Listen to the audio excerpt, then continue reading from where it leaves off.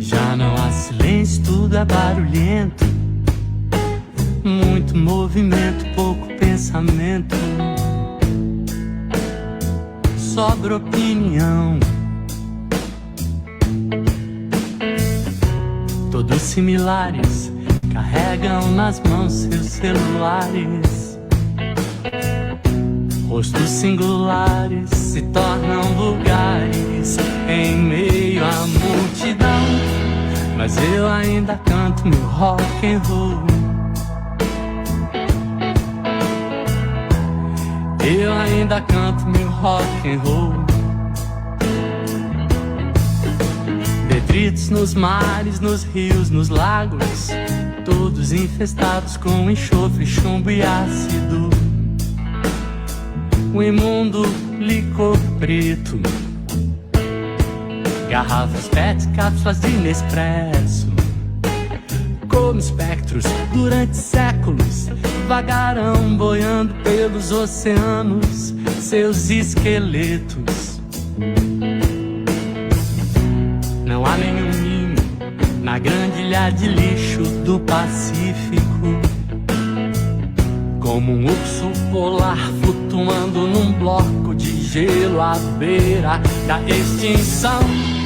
Eu ainda canto meu rock and roll. Eu ainda canto meu rock and roll.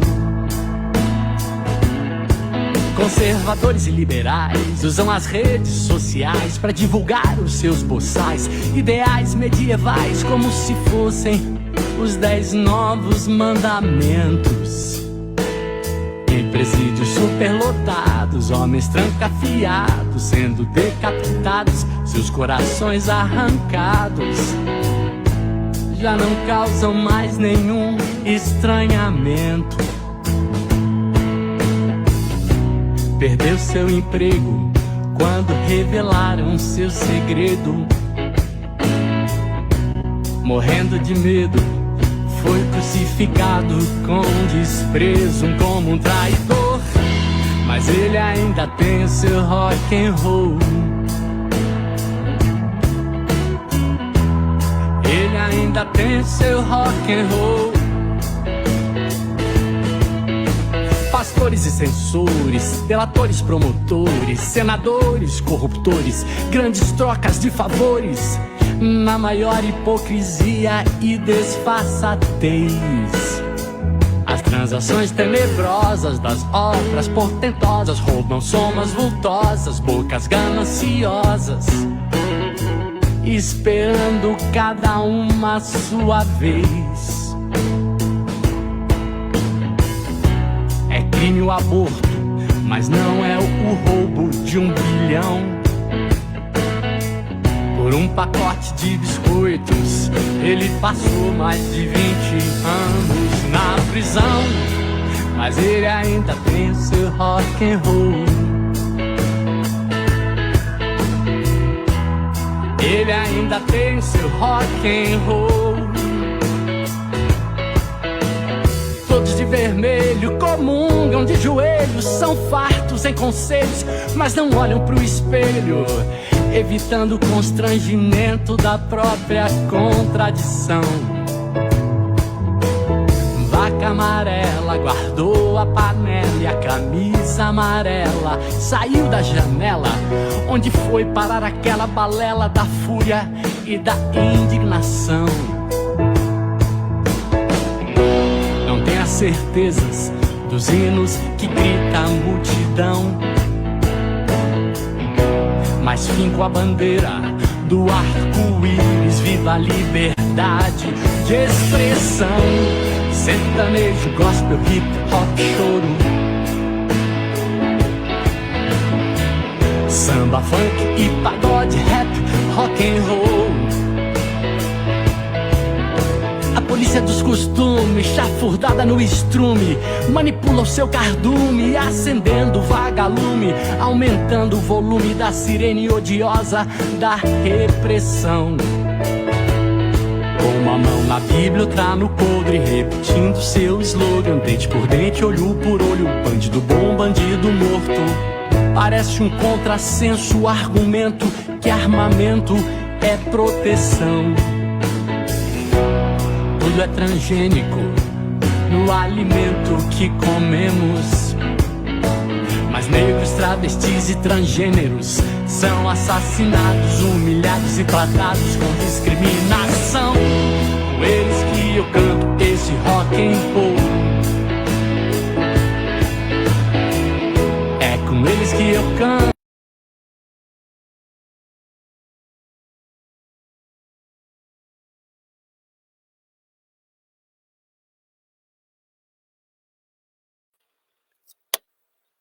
Opa! Nosso vídeo terminou mais cedo, gente.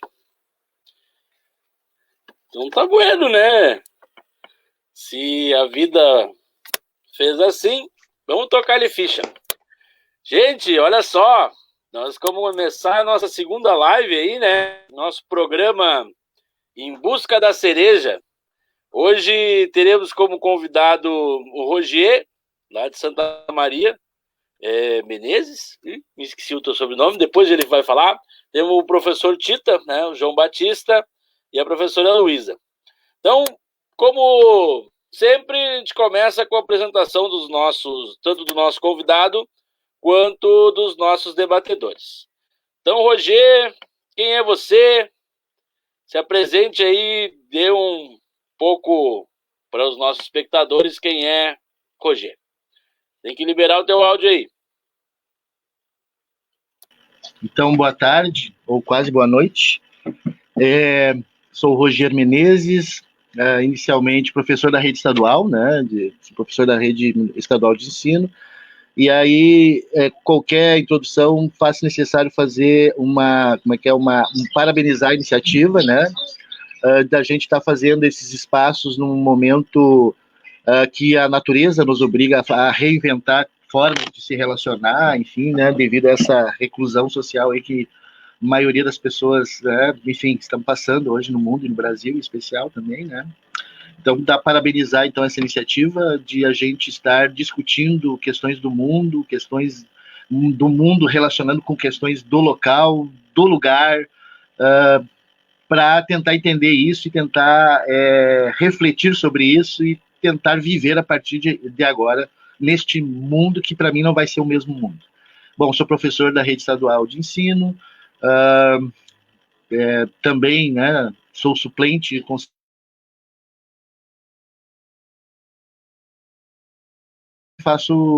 participo da delegação da base da Confederação Nacional dos Trabalhadores em Educação, que é a CNTE, representando daí o CEPERS. Fora isso, uma militância forjada fortemente, né, entendo assim, que é a minha história, no movimento estudantil, na construção do Praxis Coletivo de Educação Popular, né, várias pessoas, e eu estava entre essas pessoas, né, um momento histórico muito rico, ano 2000, né, 500 anos do Brasil, e dizer que essa iniciativa permanece ativa e viva até hoje, né, dentro da Universidade Federal de Santa Maria, sendo um projeto de extensão relevante para essa instituição.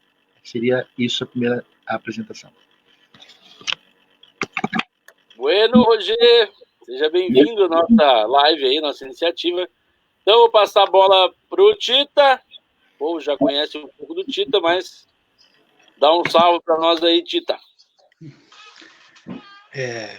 Primeiramente, dizer que é um prazer voltar de novo a esse espaço, né, que a gente está começando a construir, no sentido de que é o objetivo desse espaço, né, é um espaço de, digamos assim, produção de conteúdo, né, para que a gente possa debater, né, e logicamente, né, dentro desse debate, né, um debate vinculado à realidade, à vida, ao cotidiano, né, contribuir dentro desse contexto, né. Então, meu nome é João Batista Fontoura Cardoso, sou professor da rede municipal e da rede estadual, aqui em Encruzilhada, sou licenciado em História, né, e dentro do movimento sindical, atuo, né, no Sindicato dos Profissionais da Educação do município, o SIMP, na qual sou presidente do sindicato, né, dos professores municipais. E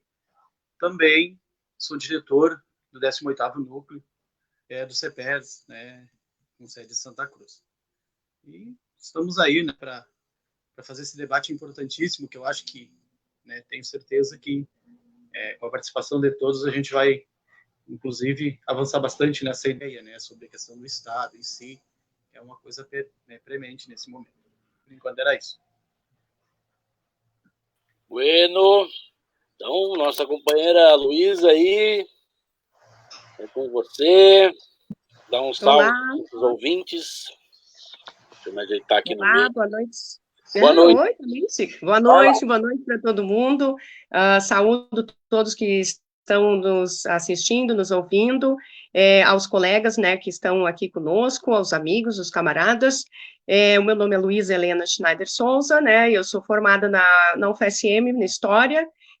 Grata lembrança e, enfim, de camaradas que até hoje nós somos muito amigos, e lá do Praxis, uma iniciativa brilhante, tipo, que me deixou muitas marcas, e que, inclusive, fico feliz com o retorno da leitura e dos estudos, que lá eu tive, né, muito contato, né, com essa questão da centralidade do trabalho, com essa questão, né, da educação, com a questão mesmo da militância, da importância da teoria e da praxis.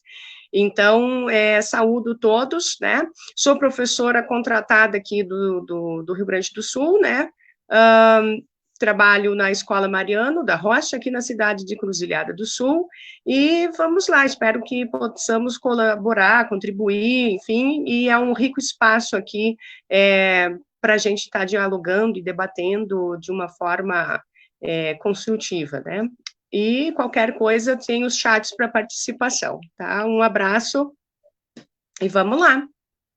Chita. Bueno. Então, gente, vamos começar aí com a nossa pergunta, né? A pergunta é mais para dar uma provocada, iniciar o debate. Então, a nossa produção aqui preparou. Então, vai lá, é contigo, Rogério, é para ti. Com todas as expressões que o Estado ganhou nas diversas culturas e a crise do capital atual, qual o rumo desse Estado? Para abrir a conversa, Rogério, não ficar exatamente no tema, é contigo. É uma tarefa brilhante, é uma tarefa interessante, né? Fazer essa reflexão, porque ela tem várias, é um tema complexo e ela tem vários diagnósticos daqui para frente, né? Eu vou começar assim fazendo um pouco a reflexão de como é que, pelo menos a corrente teórica que eu me vinculo dentro da historiografia, como é que ela enxerga essa construção desse ente, né? Que hoje a gente vive, a gente paga imposto, a gente vai para o trabalho, a gente, enfim, vive com a família, constrói casa, paga as contas, etc. E às vezes a gente não se dá conta deste ente, né? Chamado Estado, e que ele organiza, né, e incide de uma maneira assustadora na nossa vida, né? Quer dizer, ele existe, mesmo que às vezes a gente naturalize a existência dele, ele é algo socialmente construído, né? Ele não foi algo que já estava eternamente no passado pronto, né? Ele foi humanamente construído. Então, assim, eu parto um pouco da reflexão que o Estado, fazendo uma comparação assim, tipo, as sociedades antigas, né, da humanidade, elas se começam a construir uma perspectiva que vai ser hoje, né, a gente entende como Estado, ou o germe do Estado, a partir de algo que não é natural, né, quer dizer, uma desnaturalização de coisas que estavam num ambiente natural. Por exemplo, a construção da propriedade privada, quer dizer, a vigência, né, o estabelecimento da propriedade privada, que é algo que não é natural na humanidade. E para naturalizar essa nova relação da propriedade privada, será necessário construir um conjunto de integrantes, indivíduos, que vão forçar, não mais pelo consenso, algumas dimensões pelo consenso, mas muito também pela força, uma nova realidade social, que é o estabelecimento a fórceps da propriedade privada. Porque a propriedade privada, quando ela começou a ser organizada, ela não é algo natural. Ela foi estabelecida à força, porque não é assim para te tipo, daqui a pouco, né, a terra de todo mundo, quando vê tem um proprietário que não pode mais entrar. Como assim, né? Então, quer dizer, tu precisa de elementos estruturantes físicos que garantam a vigência do privilégio de quem fez essa propriedade privada, né? No exemplo da terra, e combater, reprimir e convencer a necessidade disso ser moderno, ser atual e ser interessante para quem não é proprietário mais dessa terra, ou melhor, quem antes usava a terra e não pode mais usar, né? Então, quer dizer, o Estado ele é algo que surge para naturalizar ou tentar naturalizar algo que não é natural, né? Um outro elemento interessante também que é a transição do matriarcado para o patriarcado. Quer dizer, as mulheres tinham um papel muito relevante, ao contrário do que se imagina na história mais antiga, tipo a chamada pré-história, elas tinham um papel determinante, muito importante nas comunidades humanas, pelo fato dela ser a geradora, né, a geradora da espécie, né, do poder da maternidade. Ela tinha um poder extremamente respeitado pelo conjunto da sociedade, diga-se de passagem, pelos homens, né? Na medida que isso começa a ser apropriado também pelos homens, né, o segredo da maternidade, existe um processo de transição de poder, né, das sociedades deixam de ser matriarcais e passam a ser patriarcais, né, tipo um golpe de Estado dentro da comunidade, os homens é sobre o poder. E para isso o Estado tem uma certa legitimidade também, né. Basta ver, por exemplo, a maioria dos deuses, a maioria das crenças, né, antigas tinha a centralidade na fertilidade e na mulher, né? De um tempo para depois disso começou a ter uma hegemonia de deuses, guerras, etc, etc. Isso o Estado também tem um papel relevante. A questão de uma classe social a partir da propriedade privada se diferenciando do conjunto da comunidade, né? Quer dizer, a divisão de classes sociais da comunidade, uns podendo ter coisas e vivendo ou começando a viver do trabalho dos outros, se relacionando de uma maneira desigual no processo da produção. Isso também não é natural e, portanto, o Estado passa na existência do Estado, ele começa a dar conteúdo, né? Começa a formular ideologia que vai começar a trabalhar a cabeça das pessoas que isso é uma coisa mais natural do mundo, certo? Então, um pouco disso, quer dizer, o Estado ele tem uma perspectiva de legitimar algo que não é natural, que é as mudanças que estão acontecendo na sociedade, do meu ponto de vista, umas mudanças que estavam acontecendo na sociedade humana. Dando um salto, né, e aí tem todo um desdobramento histórico, a partir do processo da Idade Moderna, né, ali o surgimento dos Estados Nacionais, que a gente chama de formação de Estados modernos. Observem que esse Estado moderno ele é fundamental, é uma peça basilar, senão o centro da construção, fundamental para a expansão de um sistema novo que estava surgindo ali, principalmente na Inglaterra, na Europa, né, que é ali o capitalismo de forma germinal e tal, e vai se desenvolvendo a ponto de ter a necessidade desse setor que está se desenvolvendo de se apropriar e de construir um Estado centralizado, com política monetária, com moeda nacional, né, com interesses ditos nacionais, né. Começam a surgir os primeiros Estados nacionais, Portugal e Espanha, depois Inglaterra e França e outros países ali da Europa, né, e num processo mais tarde, ainda tardio, da Itália e Alemanha e outros países. Então, quer dizer, o Estado Nacional e a reflexão, o Estado, de uma maneira geral, desde a época que ele surgiu, ele serve, né, ele não é neutro, acho que é uma coisa assim, tem que ficar evidente nessa fala, pelo menos na minha fala, o Estado não é aquele ente neutro regulador, né?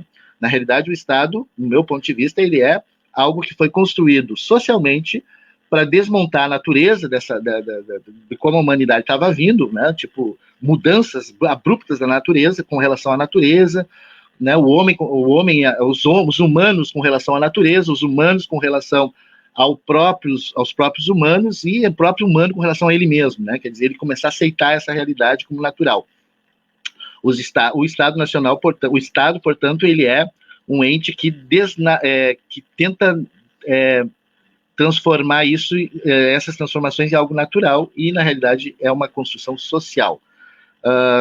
E aí, esse Estado, voltando a esse Estado moderno, que eu estou falando da formação do Estado Nacional, Portugal, Espanha, que propicia a expansão comercial, né, desde a Europa, e que acaba incluindo aí, né, o dito tal descobrimento da América, o encontramento da América, e depois a invasão cultural e militar aqui na América, faz parte desse processo todo de expansão desse novo sistema, que é o capitalismo, e ele está fundamentado na perspectiva desse Estado Nacional que a gente, em tese, tem hoje, né? Tipo a divisão em 3 poderes, uns países têm presidencialismo, outros países têm parlamentarismo, enfim, né? Quer dizer, a divisão tem o sistema judiciário, né? A maioria dos países tem um espaço onde se elabora as leis, né? É o conceito, é a tese elaborada por Montesquieu, que é o espírito das leis, e ele é uma obra fundamental para entender esse Estado que a gente vive hoje. Porém, esse Estado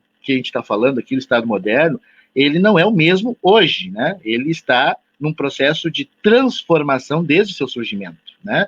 Quer dizer, se uma época, né, na Idade Moderna, né, nas grandes navegações, existiu a necessidade de ter um espaço, um ente que financiasse, né, que construísse, que municiasse esse processo de expansão comercial, que era o tema, né, que era a pauta, né, da economia na Europa, esse ente ele vai tendo tarefas que vai variando com o tempo, né? Ora a gente tem, né, desde lá, ora a gente tem um Estado, né, que nesse primeiro momento fundamenta a expansão comercial e fundamenta o capitalismo, estrutura o capitalismo como modo de produção, inclusive planetário. Ora esse Estado que eu disse antes, né, ele serve para legitimar algo que não é bem assim, conceito natural, né? E esse mesmo Estado, às vezes, ele age como benfeitor, que cuida das pessoas, que cuida, né? Tem que ter escola, tem que ter saúde, é verdade, né? Existiu momentos da história desse ente, né, Estado dentro do capitalismo, que é necessário, sim, descobrir daí a necessidade de forçar aí a necessidade de construir um Estado que comece a articular vários setores da sociedade, um conceito chamado bem comum, né, onde as pessoas sintam-se dentro desse Estado e parece que o Estado nos ajuda, né? Isso tudo, né, a gente tem que levar em consideração que faz parte do processo externo de pressão a esse próprio Estado, né? Como, por exemplo, a construção de um outro Estado. Eu estou falando do Estado de bem-estar social ali no final ali da Segunda Guerra Mundial, né, onde o sistema capitalista, percebendo o avanço do sistema comunista a partir da União Soviética, começa a fazer concessões dentro desse Estado que é extremamente autoritário e duro, né, com relação a quem vive do trabalho, os trabalhadores, por exemplo, né, nas horas de trabalho numa fábrica que passavam de 8 horas, eram 10, 12 horas, né, não tinha direitos trabalhistas, né, não se tinha direito a férias, não se tinha direito deste Estado, desses setores econômicos, é o capital financeiro, né? O próprio Marx já chamava isso de capital fictício. Quer dizer, hoje, o que se gera riqueza, de fato, o que vale a pena fazer investimento para quem tem capital, não é mais na produção das coisas, no gerar emprego. É, sim, no processo de, na roleta do cassino mundial da especulação financeira. Quer dizer, o capitalismo financeiro hoje é que organiza o mundo. Portanto, é muito mais interessante para quem tem um monte de capital fazer investimento não nas empresas que geram emprego, né, que até então, há pouco tempo atrás, era mais ou menos isso, mas elas preferem tirar esse dinheiro deste lugar e fazer investimento em apostas futuras, em papéis de Estado, títulos de dívidas, né, nessa ciranda financeira. Se é verdade que no tempo da construção deste capitalismo, né, com o vigor dessa burguesia sedenta de poder, com poder econômico, mas sedenta de poder político, gerou brilhantes intelectuais que justificaram a existência do Estado e racionalizaram, inclusive foram muito felizes do ponto de vista do consenso com a sociedade, que é interessante ter o Estado.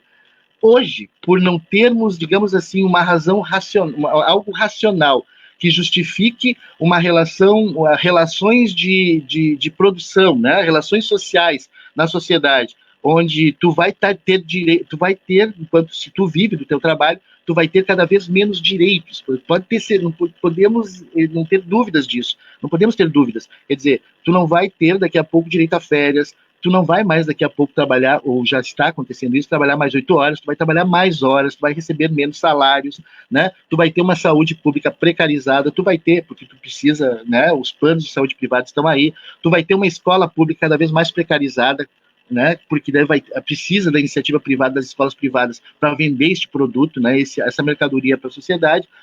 Quer dizer, um mundo onde quem tem capital, quem tem dinheiro está muito bem, obrigado, né? E quem não tem está entrando ladeira abaixo, né? Quer dizer, como é que tu vai convencer as pessoas que este modelo é interessante para o desenvolvimento da humanidade? Sem falar no planeta que está sendo destruído, devastado de uma forma absurda, né? Colocando em risco a própria vida, né? A própria biologia está em crise hoje nesse sistema. Como é que tu vai justificar teoricamente? Então, quer dizer, os intelectuais hoje da burguesia, dessas pessoas que defendem o sistema, não têm a capacidade de criar uma narrativa onde te convença. Portanto, a perspectiva que eu coloco aqui é que o Estado, essa formação que deseja conservar esse tipo de sociedade que a gente está, vai se utilizar cada vez mais da força, inclusive a força do Estado, né? O Estado, ele vai chegar, ele não vai conseguir convencer deste modelo de sociedade para o futuro, e se tu não é convencido, tu não vai concordar, e aí o Estado vai baixar o porrete, né? Vai ser duro, né? Vai reagir de forma violenta para nós, né? A maioria dos seres humanos do planeta, aceitar essas condições subhumanas daqui para frente de vida, né? Não se enganem, apesar de termos internet, temos tablets, temos o WhatsApp, temos um monte de mercadorias aí que todo mundo corre atrás, trabalha a vida inteira para pagar a prestação, a vida inteira também. Não se enganem, gente.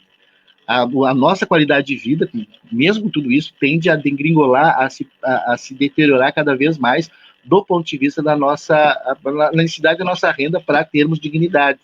Então, assim, acho extremamente interessante a gente começar a refletir de uma maneira um pouco mais crítica, né, com relação a o que vai vir aqui para frente. Do meu ponto de vista, não vem nada bom, não tem nada positivo. Não existe, no meu ponto de vista, uma iniciativa keynesiana neste momento, né? Não existe uma iniciativa keynesiana. É um pouco disso para provocar, né? Iniciar, acho que eu passei um pouco de tempo, desculpa, né? E estamos aí, vamos lá, colocamos isso na sequência. Perfeito, Roger. Então, eu acho que passo a bola primeiro pro... O que tu acha, Alan? Me dá uma luz aí, bota uma carinha deles aí. O Tita. Professor João Batista, Tita, uns 5 a 7 minutos aí para comentar o que o Roger colocou aí no início, né? Quiser elaborar alguma pergunta, alguma coisa nesse sentido. Lembrando que o nosso programa é em busca da cereja. Então, para a gente achar essa tal cereja do bolo, é contigo, Tita. Primeiramente, saudar o Roger pela participação conosco aqui, dizer que seja bem-vindo e enfatizar, né, a importância dessa contribuição histórica que ele traz para a formação do Estado, no sentido de pensar esse Estado a partir da sua gênese, né?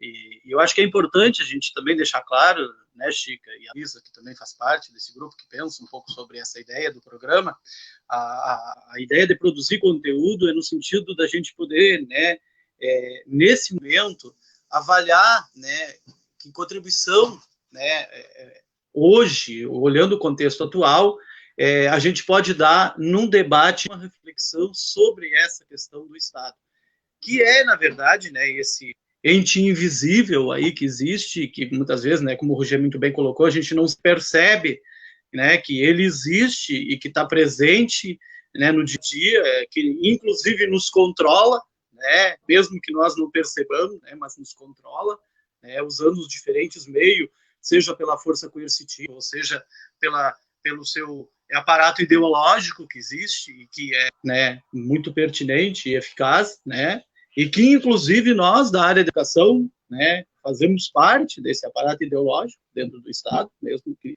a gente tenha posições diferentes, mas a gente em grande parte a escola reproduz isso também, né, ou, né, muitos, né, fazem a crítica a esse processo. Mas aproveitando, assim, comentando o que o Rogério levantou, eu acho que o primeiro passo para a gente entender o Estado é aquilo que ele levanta sobre a questão da propriedade privada, né? A propriedade privada é o pontapé inicial, né, para a gente começar a construir a gênese do capitalismo enquanto sistema que vai, ao longo do tempo, né, se estruturando com base nesse conceito de propriedade privada, né?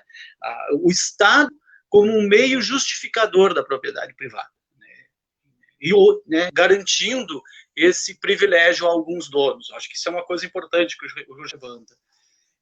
E outra, essa naturalização da posse, ela vem também junto com o surgimento do patriarcalismo, e uma coisa importante que o Rogério levanta, e que eu acho que é importante que todos que estão assistindo, de repente, também compreendam essa gênese histórica, essa origem, é que durante o processo matriarcal, toda a força moral que, inclusive, impulsionava as pessoas, né, e quando eu falo em força moral, eu estou falando basicamente do elemento religioso nesse processo, né, as deusas estavam ligadas à vida, à fertilidade, à produção e à garantia e à proteção da vida. Deusa ligada à fertilidade, quer dizer, a vida em primeiro lugar. Mas a partir do momento do patriarcalismo, né, nós temos uma mudança, né, onde a vida se torna secundária e o mais importante é o poder, a chegada ao poder, né? E aí nós temos como um elemento, né, não somente a questão a coerção, né, a coerção da força, né, a guerra como um instrumento de busca por poder, né? Então, as grandes civilizações, né, se caracterizam dentro desse contexto, e eu acho que foi muito feliz no levantar esses dois aspectos aí, né? Um mundo matriarcal, como era, né, de defesa, de proteção da vida, né, e um mundo patriarcal voltado, logicamente, né, pela disputa do poder, né, um mundo com uma visão masculina, e que trouxe e que é o mundo que nós temos hoje, né? O mundo que nós temos hoje, ele não é resultado de uma visão matriarcal da história. Ele é o resultado de um processo patriarcal que entende, né, as relações de poder a partir da força, né, e construiu isso a partir da força, né, até construir, até num determinado tempo, a ideia de outras formas. Outra questão importante que eu gostaria de também comentar em cima do que o Roger falou, e que eu acho que, de repente, ele até não tocou muito no assunto, foi a criação do ordenamento jurídico, né? Porque, na verdade, nós temos uma base moral que vem do campo religioso, né? Ou seja, a crença nos deuses e deusas, e depois o surgimento das grandes religiões como justificadoras desses processos, mas, ao mesmo tempo, o surgimento dos ordenamentos jurídicos, né? Deus do Código de Hammurabi, né, que nós temos lá, né, mesopotâmicos, até chegarmos, né, ao direito romano, que, inclusive, é um dos grandes pilares do ordenamento jurídico, né, das relações que constitui o Estado moderno, né? Então, esse ordenamento jurídico, ele é uma construção que legitima a ação desse Estado, né, enquanto ente, de repente, né, diríamos assim, invisível, né, dentro do processo. E aí, logicamente, né, o Estado como construção social, ele é, na verdade, uma disputa, né, dentro do processo histórico de como diferentes grupos se sustentam, né, no poder e constrói essas relações de poder. Tá? São aspectos dentro do mesmo processo, né? Isso não é dado, isso é construído. Então, se é construído, é possível ser desconstruído. Então, eu acho que isso é um elemento importante no momento que se vive, né, onde a crise é grande, né? E, para encerrar, né, a questão da força, do uso da força, né, como elemento coercitivo, né, que, ao longo da história do Estado, se basicamente, diríamos assim, é o ápice, né, do momento em que esse Estado, na sua estrutura, na sua lógica, ele é desafiado ou ele é tensionado, a resposta dos grupos dominantes, né, que são donos dos grandes sistemas privados, a reação deles, né, é basicamente no momento em que a coerção ideológica não funciona e não consegue convencer, aí o uso da força coercitiva no sentido, né, de fazer que as coisas aconteçam. Então, eu acho assim, foi muito, muito feliz a colocação do Roger nesse sentido. E eu gostaria assim de encerrar essa minha participação assim nessa reflexão, colocando uma questão para o Roger, né, para ele quando ele voltar, né, poder debater em cima disso que ele colocou. Qual é a importância, assim, Roger, que tu entendes, né? Qual é a importância de um debate sobre o papel do Estado, assim, no momento em que o sistema que expressa a atual visão, né, e a ação do Estado, que é o neoliberalismo atualmente, né, atinge o ápice de uma crise política, social, econômica e moral. O capitalismo está sobre, né, ele não está tensionado somente do ponto de vista político, social, econômico e moral. Ele está, desculpa, volto a repetir a questão, ele não está tensionado sobre a questão política, social e econômica, mas ele também tem uma legitimidade moral. E a legitimidade moral do Estado, nesse momento, a partir do momento desse Estado neoliberal, né, que está acontecendo, a resposta que, inclusive, muitas visões neoliberais estão dando em relação à pandemia que existe hoje, né, e que tu muito bem colocaste, né, olha, bom, não sairemos o mesmo depois dessa.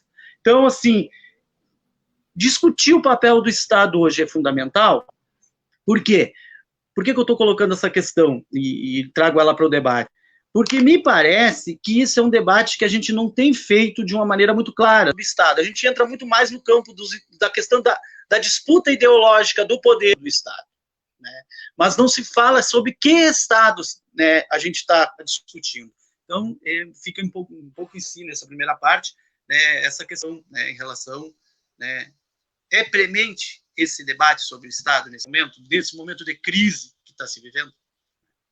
Passo para ti a bola, Chica. Certo.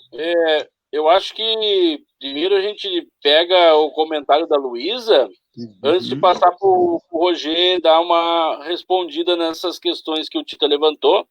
Então, Roger, é importante dar uma notada, não são questões, né, bem profundas, mas como o programa é em busca da cereja, então a gente tem que aprofundar mesmo. Então, Luísa, é contigo aí para ajudar a buscar a nossa cereja. Boa noite. Eu fiz hoje e ontem, essa semana toda, agradeço aos amigos que sempre me mandam muitos, assim, ideias de livros, de textos. Estou, assim, tipo, analisando, né, os nossos dois companheiros conversando. Bom, para puxar um pouco mais para frente, eu gostaria de tocar na questão desse projeto neoliberal que se configura, né, num determinado tempo, que dá uma outra conotação para esse Estado, coloca esse Estado como que, eu vou dizer que puxando para a quem que os serviços do Estado, no caso desse serviço, não serviço público de saúde nem de educação, serviço de coerção, de manutenção de quem nesse cenário, né? A quem ele está? Bom, como falaste, ali tem a função da propriedade. Nós estamos falando, então, poderíamos falar dos entes econômicos, né? O que é para eles importante? O que é importante para o Estado fazer para eles, né? E aí, eu coloco aqui algumas coisas que li, que para ele, nesse Estado neoliberal, precisa ter a liberdade de regulação, mas de regulação para quem? Né? E aí nós temos ali na década, né, a partir do final, início da década de 70, mas vai lá para o final da década de 70, essas crises, né, do capital, nós vamos ver a reestruturação do modo de produção, nós vamos analisar também a queda do muro, então não tem mais esse medo desse outro sistema, não precisamos mais disputar sistemas, né, econômicos, ele venceu, o capitalismo venceu, vem com uma ideia, né, no final da década de 90, com o final da história, vem com a função, então, de uma luta cultural, né? O que é que nós precisamos? Garantir a liberdade de cada um, é isso que também se coloca dentro desse modelo de rearranjo, né? E nós precisamos de liberdade para competir. Então, todas as burocracias, né, que o Estado coloca devem de ser retiradas do nosso caminho, né? E a ele, né, cabe o que nessa soberania popular, né, para as pessoas? Para as pessoas, o que é que resta para esse Estado? Esse Estado, qual é a responsabilidade, né, frente às pessoas? Quer dizer, então, que, resumindo, eu é que produzo riqueza, que agora, com a pandemia, até tem uma coisa muito legal, porque tu pode, mais ou menos me leva aquela ideia do dono da bola, né, o dono do campinho, que, resumindo, o capitalismo está com o campo, com a bola, mas que, resumindo, quem é que vai jogar bola? Quem é que vai produzir? Então, eu acho que coloca em xeque, quem é que produz realmente as riquezas? É o dono da máquina? Né? Claro que nós temos a questão da financiarização, né, como já nesse período ali, mas com a pandemia coloca em xeque quem mesmo produz, quem mesmo gera riqueza. Será mesmo que o Estado ele não deve de fazer nada para essas pessoas que geram realmente essas riquezas? Porque quem é que acorda e vai lá trabalhar e faz a pessoa no final do ano lá, ou enfim, tendo balanço lucro? Tá? Quem? Então, me coloca que também tem o neoliberalismo vem com uma coisa, assim, com nós como professores, nós entendemos, um inimigo, né, ao sindicalismo. Um inimigo do sindicato, né? E é o enfraquecimento dele.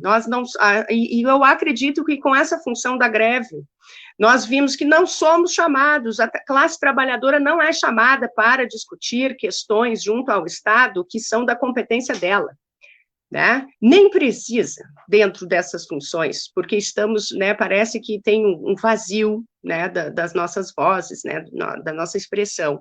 Então, resumindo, você tem um silenciamento dos sindicatos, da classe trabalhadora, e nós, né, então, fomos, né, destroçados, mas nós vemos já há muito tempo, né? Eu venho com esse fato porque é uma coisa que aí tem muito professor nos ouvindo, que nós fomos lá conversar, né, mas quem é que foi ouvido, né? A classe patronal, quem é que foi ouvido, né? Teve algum momento os sindicatos sendo chamados para saber, é o seguinte, nós vamos fazer aí uma mudança e tal. Não, nós fomos assim, toma aí no colo, é isso aí que a gente vai fazer. E aí tu corre atrás. Então, basicamente, aí nós temos o quê?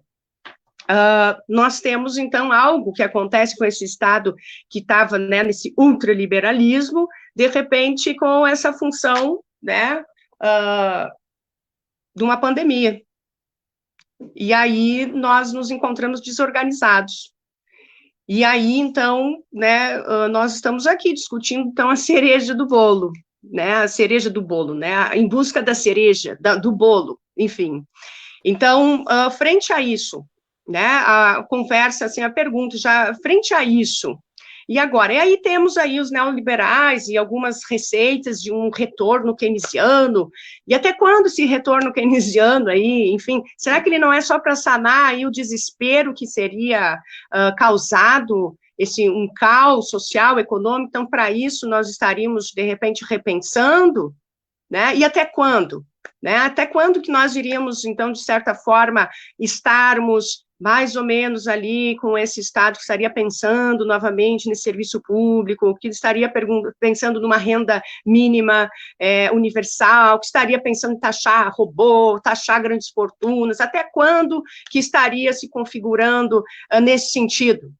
E até que ponto, de repente, já está tudo ok, já está tudo reabilitado e que vem uma nova onda? O que será? O que será? Jogo aí para vocês, colegas. Jogo aí. Que será?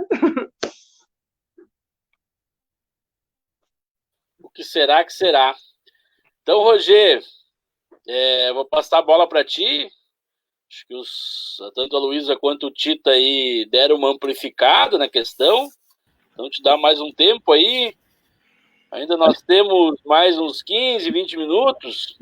Então, dá para dividir aí mais uns 5, 6. Também dá para pensar em fazer um bate-bola aí no finalzinho aí para tentar afinar e ver se a gente consegue dar pelo menos uma mordida nessa cereja hoje. Sim. As perguntas aí que os debatedores, né, os colegas estão ampliam e pelo meu nervosismo com o tempo, acho que alguns elementos passou batido, né? Então venha contemplar. E aí tentar fazer uma síntese disso, que não é fácil, né? Esse é o exercício que eu vou fazer agora.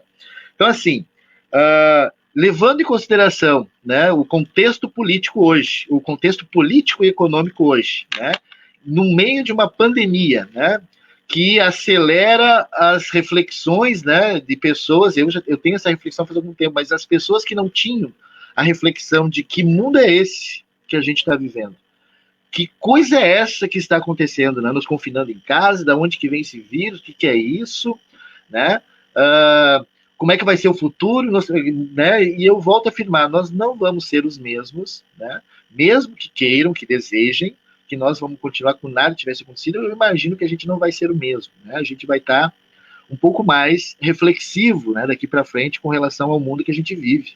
E aí, a provocação é que a gente não deve apenas viver o mundo, mas a gente tem que começar a se preocupar com este mundo, né? Acho que essa pandemia, está tendo um papel fundamental de colocar para o conjunto da sociedade humana a reflexão sobre que mundo é esse, né, que a gente, no automático das rotinas, dos trabalhos e das nossas vidas, a gente é obrigado, nos é colocado a não pensar sobre isso.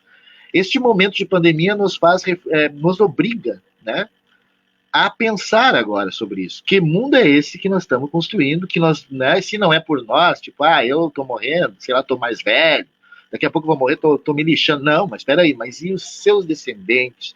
Os descendentes dos seus queridos amigos, familiares, assim, e o compromisso com a humanidade, né? Isso que nos coloca esse desafio aí da pandemia.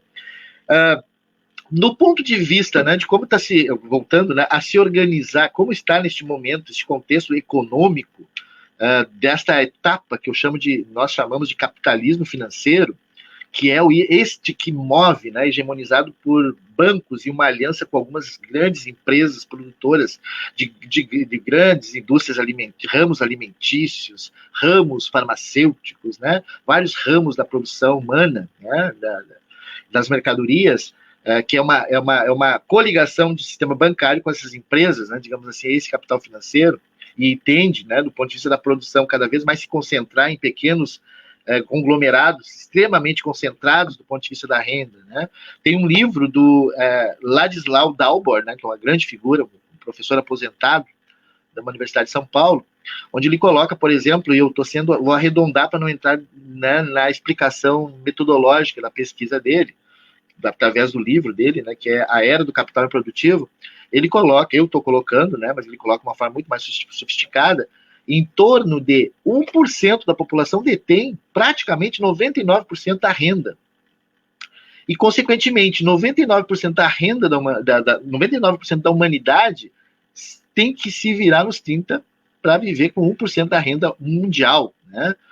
Então, quer dizer, este modelo interessa a esses grupos, não, super milionários, e este grupo um pouquinho mais abaixo da pirâmide, que envolve também as empresas, né, as grandes empresas de ramos aí de produção de mercadorias. Como é que tu justifica isso como algo razoável, né? Como é que o liberalismo hoje, né, essa tese de que o Estado serve quando convém, quando não convém, o Estado atrapalha, né? E o que atrapalha, né? O Estado... E tem setores desse liberalismo que pregam o fim do Estado, claro, a maneira deles, né, deixando a polícia, deixando alguns setores aí muito mais para proteger descaradamente esses grupos, né, esse 1% da população. O que os liberais hoje têm para dizer sobre isso, né? Pelo menos a maioria dos liberais, né, não essa minoria mais radicalizada. O que eles têm para dizer, fora um monte de mandamentos que não tem fundamento nenhum na base da vida real, né, eles estão dizendo que, né, o Estado tem que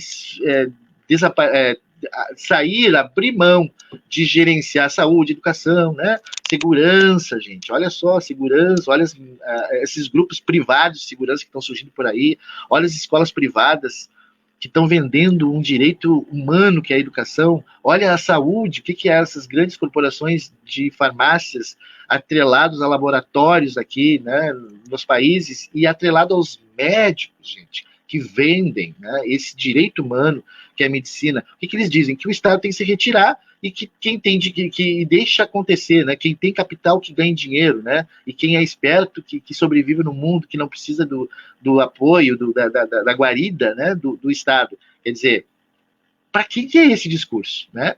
A gente tem que, eu penso que esse discurso não é para nós, para os 99% da população, esse discurso não pertence, não compete, não é para nós esse discurso, mesmo eles tentando, através dos seus meios de convencimento, tipo grandes empresas de comunicação, né, sistema jurídico, né, sistema político, tem toda uma cadeia armada, né, onde nós estamos dentro, estamos presos, quer dizer, e eles querem aprofundar esta relação de opressão, de exploração cada vez mais violenta, porque é a única maneira de que, digamos assim, tu possa ter um chamado dito crescimento econômico, né? É na retirada de direitos, é na retirada, é no aumento da horas de trabalho, é na exploração, né, do corpo, né, através do trabalho, e sendo muito bem a Luísa provocou, quem é que produz a riqueza da humanidade, né? É o trabalho ou é o capital, né? Agora mesmo o coronavírus prova que é fundamental, né, está sendo fundamental o trabalho, né? Outro elemento também que acho que é pertinente, qual é a importância que tem o trabalho, né? Me parece que não tinha, né? Porque eu tenho capital, eu sou empresário, portanto eu tenho que ser ouvido, e quem trabalha, né, quem não tem capital, mas tem a força de trabalho, olha o que está acontecendo, a Luísa colocou muito bem isso, né? Simplesmente nos empurram uma série de medidas que nos arrebentam a nossa vida, né, da maioria da população. Coloca-se hoje, o trabalho é ou não é importante? É óbvio, né? Olha, veja bem o que está acontecendo, quem é essas pessoas que marcham com seus carros importados, com suas caminhonetes, né, querendo trabalhar. Quem trabalhar, cara pálida, né? Quem trabalhar, né? Então, quer dizer, o mundo que está se construindo aí, gente, e aí tem várias elaborações, tem um africano, Mbembe, parece que é isso, né? Tem um africano, um intelectual africano, que está discutindo a teoria da necropolítica, né? Que é bem pertinente, quer dizer, os governos, os espaços de gestão localizados, eles vão ter que trabalhar com a violência, né?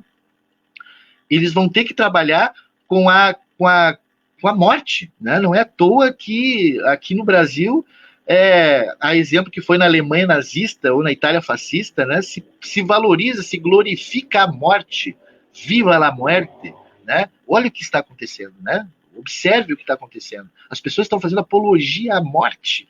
As pessoas estão andando de caixão dançando. Isso é algo do inferno de Dante, né? É um troço surreal, né? Mas isso não é loucura. Isso tem uma perspectiva, né, que é isso mesmo, né? É a morte. Nós vamos estar condenando, sim, se não se fizer nada, milhares de pessoas à morte. A pandemia é uma delas, né? Porque poderá ter outras pandemias. Mas mais que pandemias, a vida vai se encarregar da morte, gente. Né? Mortes de muitas pessoas, né? Do caos, da barbárie, né? Do salve-se quem puder, né? E essa realidade, que já é uma realidade nas classes, né, populares mais precarizadas em risco social, ela está se tornando uma realidade para todo mundo, né? Para a classe média também está sentindo isso, e não é à toa que ela se agarra na defesa de algo, como ela sempre fez, né, do fascismo, né, na defesa de ideias que tu é o inimigo, né, eu moro na vila, eu sou o inimigo, né, é algo assustador o que está acontecendo. E aí, dentro dessa perspectiva do Estado, né, hoje, né, ele vai regular, eu não vejo a volta de Keynes, né, Keynes era aquele intelectual, economista inglês, né, que pregava, que estabelecia na sua obra, né, grande economista, inclusive, esse rapaz, ele trabalhava na perspectiva de que o Estado é o grande gerenciador e fomentador da economia. Essa tese de como mercado interno, consumo interno, desenvolvimento endógeno, ele poderá ser utilizado a princípio, né, pode ter reflexões aí, tipo, vamos se aproximar de Keynes, né, vamos fazer o Estado, vamos fortalecer o Estado de novo, né, vamos, né, veja bem, isso não é bom, temos que fazer melhor, vamos, não, né, eu não vejo isso a longo prazo. Para mim, Keynes não volta mais. Essa tese do Estado ser o grande promotor e regulador da vida das pessoas, tipo, equilibrar a qualidade de vida, não ter tanta disparidade social, abismos entre ricos e pobres, através de medidas compensatórias como políticas sociais, como investimentos públicos, no meu ponto de vista, isso não está na moda, e não vai estar na moda, e se alguém fizer, poderá fazer, inclusive o Brasil, é no curto e no médio prazo, porque a carruagem, o trilho aponta para aquele lado, e aquele lado, esse lado que a gente está indo, é o Estado que vai se restringir a gerenciar, abrir concessões para exploração de serviços e garantir a repressão da forma mais qualificada possível para dar conta de nós, né? Para dar conta dos 90 e poucos por cento da população que vão começar a sofrer tudo isso, que é um descalabro, inclusive envolvendo as nossas vidas, quem tentar reagir, quem tentar se insurgir com relação a essa mudança que vai ser visível, né? Vai ser visível, está sendo visível, está subindo essa sensação, a sociedade está percebendo isso, que é uma sensação de caos, uma sensação de desorganização, uma sensação de barbárie, né? E aí eu só fecho a frase e deixo a bola picando, assim, ó. E a escola, né? A escola é um ente do Estado, a escola é uma expressão deste Estado, que tem um trabalho específico na formação científica, enfim, na formação propedêutica, né, das pessoas, né, que foi resultado de uma luta concreta de tempos atrás no mundo e no Brasil. E a pergunta é, e a escola hoje, né? Dentro dessa perspectiva, como ela fica? E mais do que isso, que acho que depende, para responder essa pergunta, tem uma pergunta que antecede essa, é mais importante. O que a gente faz para ela poder responder o que ela significa, né? Enquanto trabalhadores de educação que estão dentro das escolas, assim como os trabalhadores de saúde pública que estão dentro dos espaços de saúde pública, né? Assim como os trabalhadores de segurança pública, que estão dentro do setor de segurança pública. Que tipo de segurança pública? Que tipo de educação? Que tipo de saúde? Enfim, né? Esse é o grande desafio aí para o próximo período. E é uma provocação muito pertinente aos sindicatos de todas as categorias de se dar conta que não basta mais eleger o candidato menos pior. Não basta mais eleger o meu candidato que vai dar aumento salarial. Isso está fora. Isso não tem mais espaço, se tiver no curto prazo, como eu já disse antes. Isso está fora do trilho que a humanidade está indo. A única forma de barrar esse trilho é romper com esse trilho. E a grande pergunta é, como romper? Como fazer isso? E entender a necessidade de se fazer isso, uma questão de vida ou morte. As nossas organizações respondem? Uma boa pergunta. Os sindicatos de trabalhadores respondem? Os partidos políticos respondem? Votar de 4 em 4 anos dá conta? Votar, apertar aquelas teclas e ouvir aquele barulhinho da máquina, é essa a nossa participação? Será que é só isso que nos resta, participar desta forma? Né? Eu acho que está todo mundo ansiado, né, de mudanças. Né? E acho que o que está acontecendo no mundo, e em especial no Brasil, reflete uma dimensão dessa mudança. Pena que está sendo polarizado por um setor mais mesquinho, atrasado, ignorante, né? Mas existe uma mudança, uma vontade de mudança no conjunto das sociedades aí, gente. E eu acho que é para isso que a gente tem que se preparar daqui para frente. Além das eleições, muito mais pensar a vida real da onde a gente está e como é que a gente junto se organiza para entender, resistir e, quem sabe, avançar numa outra perspectiva. E acrescentar nessas outras perspectivas, fazer reformas, mas também não dá para ser só assim, tem que mudar e é de outro jeito, é mais profundo isso. O coronavírus e outras coisas que virão vão nos reportar esse tipo de reflexão daqui para frente. Certo, então antes de passar a bola para a Luísa, que eu acho que vai ser a primeira a fazer essas considerações finais, nós temos aí uma contribuição aqui do nosso público ouvinte, né? Então só dar o Dadá, o Glênio, a Fran, Eliette, Viviane, Márcia, Cleusa, Miriam, Marlise, Neda, o Joanes, a Sabrina e a Marivone, que sempre nos acompanha. Então, a Sabrina Bragança, que é doutora, acho que está lá no Maranhão, mas é doutora pela UFSM. Ela tem uma questão aqui e eu gostaria que vocês dessem uma pincelada, além das outras coisas, que é o seguinte: esperança e poesia não faz mal a ninguém, camaradas, mas penso ser importante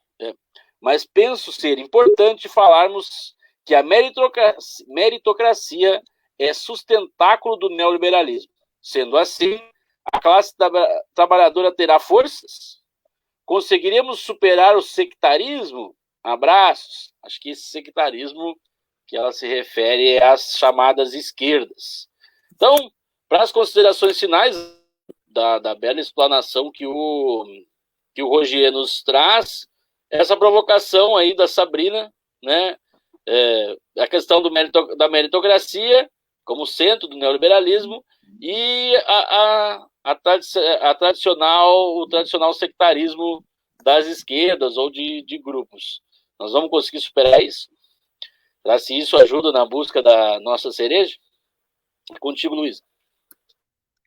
Eu acho que ajuda a acabar com o sectarismo, sim, né, com esse polo, né, como o professor Tita na live anterior, né, essa função de vida, né, da economia ou da vida, estão entrelaçadas, né, tipo, a questão dialógica da coisa, não tem como separar as coisas, né, mas agora vem com a questão, né, da Sabrina, eu vou falar para a Sabrina aqui, Sabrina, tá aqui o senhor aqui, Baby, e outros. Eu pergunto o seguinte, vai ser concretizado essa questão do Estado, ou como é colocado, meio que definir quem vive e quem morre? Quem vai viver e quem vai morrer? É uma definição, como é que vai acontecer isso, né? Já que nós vamos, assim, a concretização dessa necropolítica, e aí a questão, né, da subjetividade, da aceitação da possibilidade de morrer tranquilamente, claro, sim, uns morrem, outros ficam vivos, né? E nós, infelizmente, estamos vendo isso aqui no nosso país, assim, tipo, eu fiquei lendo esse texto, claro, né, e outras questões que envolvem ali a necropolítica, parece que é o que está acontecendo aqui, né, e aí abre-se a expansão, né, da função dos serviços, e aí nós estamos olhando, por exemplo, tem 12% da Mata Atlântica vai ser liberado mais para especulação, nós temos cavernas aí que são riquíssimas em todos, né, a questão dos animais, a questão da sua água cristalina, da sua geologia, da sua história humana, para arrebentar com tudo. Então, vê as pautas, né, nós estamos aí com 50% a mais da queimada do ano passado, que já era aí, sei lá, 200%, tá, horrível. Então, quer dizer, ampliação, assim, de tudo isso, né, e a gente não vai, talvez, aceitar, então, né, então eu acho que, tá ruim, hein? E aí, quando a gente chegar e dizer assim, não, cara, seguinte, não vai dar, o Estado não vai poder fazer isso daí. Como assim vai arrebentar com tudo? Nós precisamos de água, nós precisamos, entendeu, viver, e aí, talvez, o que sobre seja repressão, né? Talvez o que sobre realmente seja essa necropolítica. Vamos escolher entre, né, os que vão, então, ficar vivos, os que vão morrer. E outra, nós temos uma outra questão que temos, eu quero, assim, colocar o Andy Brown, achei interessante, acho que é interessante ali a ser citado, Ricardo Antunes, né, o privilégio da servidão, então quer dizer o proletariado dos serviços, e a gente está vendo, né, isso, bom, serviços, empreendedor e tal, por si só, no seu indivíduo, você que dá conta, e agora na pandemia, como é que fica? Quem vai dar conta desse ser que está ali, né, dos serviços, e nós temos, assim, ampliou-se, sabe, para essa coisa dos serviços, né, e aí, como é que fica?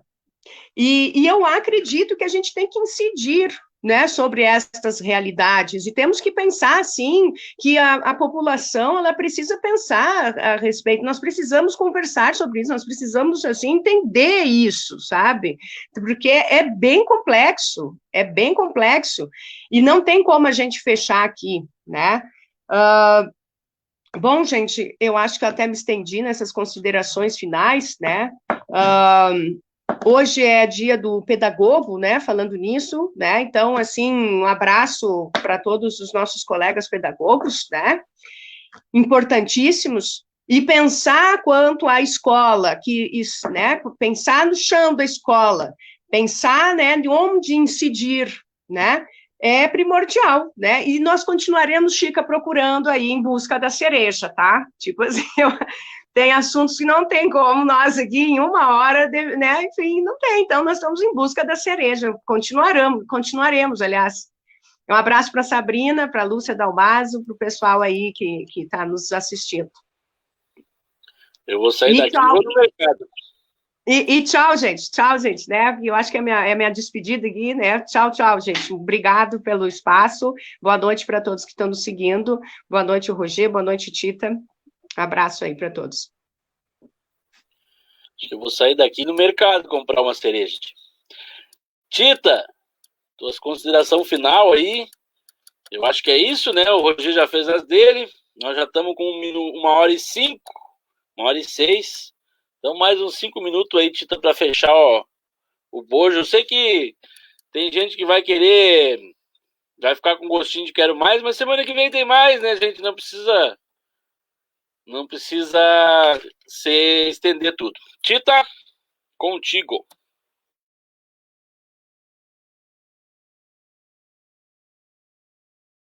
Mesmo, como a gente já colocou, é produzir conteúdo, né? Exatamente. Acho que nesse sentido, a cereja fica sempre um objetivo a ser alcançado, né? Nunca vai ser dada a cereja pronta, né? Quando se debate esse tema, me parece que surge muito mais perguntas do que respostas, né?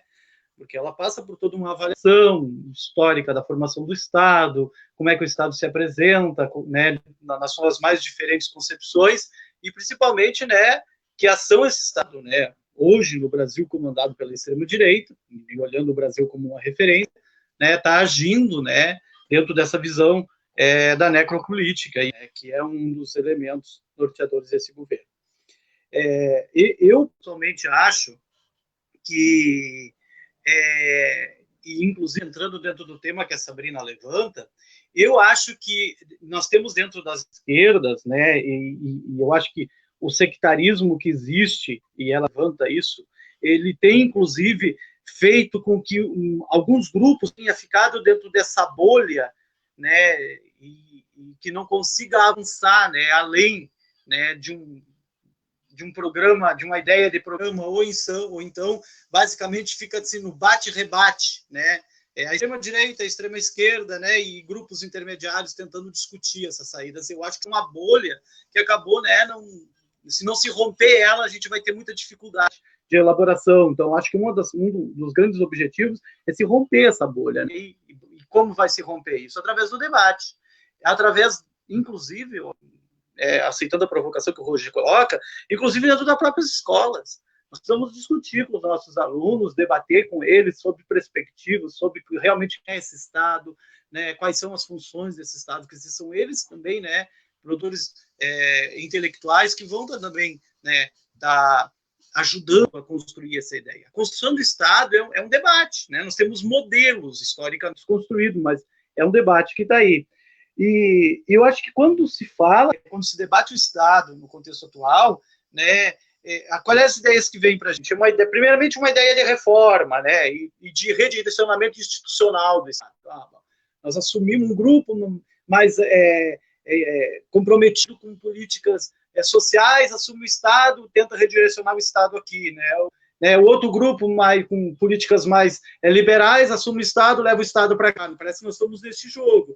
Mas então, esse Estado, a gente fica dentro dele e reforma, né? Como é que vai se fazer? Ou se pensa outra ideia de Estado possível? Eu acho que essa é uma pergunta que fica também, né? Não encerrando, mas, né? Se outro Estado possível, que Estado seria esse? Como seria? Eu acho que esse é o debate que a gente tem que continuar fazendo, né? Basicamente, né? Outra questão que me preocupa, e eu acho que também entrando dentro dessa ideia que a Sabrina levanta, é o espectro político que tem dentro do Estado atual. E quando eu falo no espectro político, eu estou falando dentro da extrema-direita à extrema-esquerda, eles disputam o jogo democrático dentro desse modelo de Estado que nós temos. Eles jogam baseado nessas regras. Mesmo que, essas regras, muitas vezes, elas são desrespeitadas ao longo da partida, né? Como você bem claro, o golpe de 2015 que nós tivemos no Brasil, né? Quer dizer, a regra serve até o momento em que alguns grupos e interesses de grupos, né, poderosos que tem dentro desse Estado acabam achando que serve a eles. Se não serve mais, né, nós rompemos as regras, pegamos a bola, botamos debaixo do braço e vamos embora porque eu sou o dono da bola e pronto, termina o jogo. Então, quer dizer, esse é o Estado que está aí, nós estamos fazendo a disputa dentro desse modelo, né? Então, sim, por isso que volto de novo a enfatizar a importância de fazer esse debate. É possível uma reforma dentro do modelo que nós temos, né, trazendo ele para uma visão mais, né, que eu acredito que não é possível, ou então podemos construir a ideia de um Estado possível, né? Como seria isso? De que maneira? Né? Então, eu acho que está dentro desse contexto o debate. É a cereja que fica, né, para ser achada, né, na verdade, né? Mas eu acho que o pontapé inicial a gente está dando, né, no sentido de tentar avançar dentro desse debate, né? E ao mesmo tempo, né, produzir um conteúdo para debate também, né, dentro dos grupos, né? Eu acho que a gente usa a rede social, nossos grupos sociais, precisamos fazer essas conversas entre nós, entendeu? Né? Entre os grupos que participam, né? Quando nós estamos discutindo isso, nós estamos discutindo coisas que são fundamentais, que são elementares para a nossa vida. E aí a gente precisa também usar esse espaço para fazer isso. Eu estou aqui no quarto, aqui em casa, né? A gente está num espaço em que é um espaço privado que nos permite esse contato, né? As redes sociais nos permitem isso. Então, acho que precisamos avançar nisso.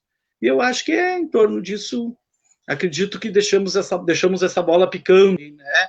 Para avançar. Eu vejo, assim, muita polarização no contexto atual, e essa polarização não é boa, e quando eu falo que não é boa, também discordo de setores da esquerda que entram nessa jogada e acabam, na verdade, sempre, né, fazendo o debate, eu acho um debate muito baixo, muito, né, que não aponta rumos, basicamente formação contra informação contra informação, quer dizer, o Bolsonaro todos os dias vai na rede social, fala um monte de besteira, entendeu? Tá, mas aí o Lula vai lá, diz uma frase infeliz, como ele disse ontem mesmo, né, e é uma frase infeliz, disse, né, mas também cria-se todo, né, vira em torno disso tudo, e me parece que não se rompe com essas questões, entendeu, né? Então, estou aqui nem fazendo uma leitura de mérito, né? Nem seria como, né, de comparar o Bolsonaro com o Lula, que, né, não é possível, né? A biografia do Lula e a biografia do Bolsonaro são coisas que não se comparam, né? Mas isso me preocupa, entendeu? Mas, ao mesmo tempo, me preocupa dentro do espectro político algumas visões ciristas, ou até de alguém que ficou neutro durante, né, no segundo turno da disputa eleitoral, que também ficou aí jogando para a torcida, entendeu? Né? Parece que está faltando uma certa seriedade nesse sentido, né? Apontar rumos, tentar, né, discutir, apontando rumos, também discutindo esses rumos.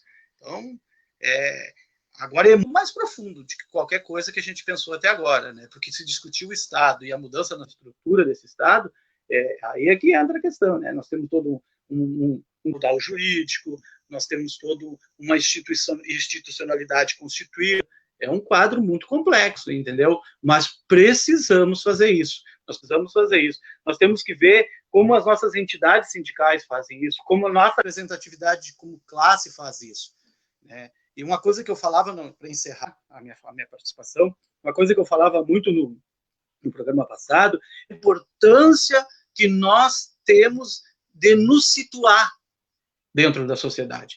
Quem eu sou dentro da sociedade? A partir desse momento que eu tenho claro isso, que eu tenho eu consigo resgatar essa minha origem, saber quem eu sou, eu tenho capacidade de também, a partir desse local que eu me encontro, de projetar o que eu penso, entendeu? Isso é importante nesse debate. Tá? Assim, eu sou professor, eu trabalho na sala de aula, eu lido com a educação pública, eu atendo o conjunto de uma população que tem direito a essa educação. Tá? É triste ver colegas que têm posicionamento, não sei, acredito que de repente vão para a sala de aula, passam, enchem o quadro e pronto, não tem compromisso nenhum com o que falam. Então, é uma crítica construtiva, mas tem que ser repensada, né? os modelos que nós escolhemos para assumir o poder no Estado é o que, na verdade, direciona nossas carreiras, né, funcionários públicos e enquanto profissionais vinculados à educação. Depois não adianta nós estar no grupo reclamando que o nosso salário atrasa, aquela coisa toda, que nós temos... podemos fazer isso e devemos, né? É a parte crítica nossa, mas nós temos que também avaliar onde é que nós erramos lá atrás para chegar nesse ponto. Acho que aí a gente consegue avançar e aí, a partir disso, vai se clareando que Estado se pretende construir. Mas então era isso, assim, né? Um abração a todo mundo.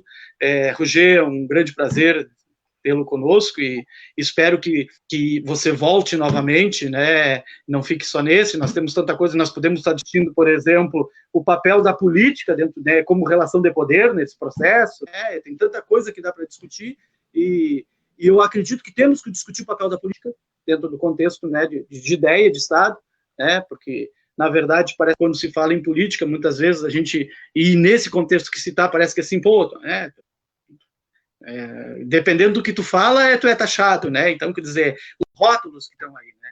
Mas um grande abraço a todos e até a próxima semana. Um grande abraço, Roger, um grande abraço, Luísa, um grande abraço, Chica, e até a próxima, tá? Eu vou dar mais um tempo pro Roger aí, dar mais uma faladinha. Então, ele falou que tem um link para compartilhar aí conosco.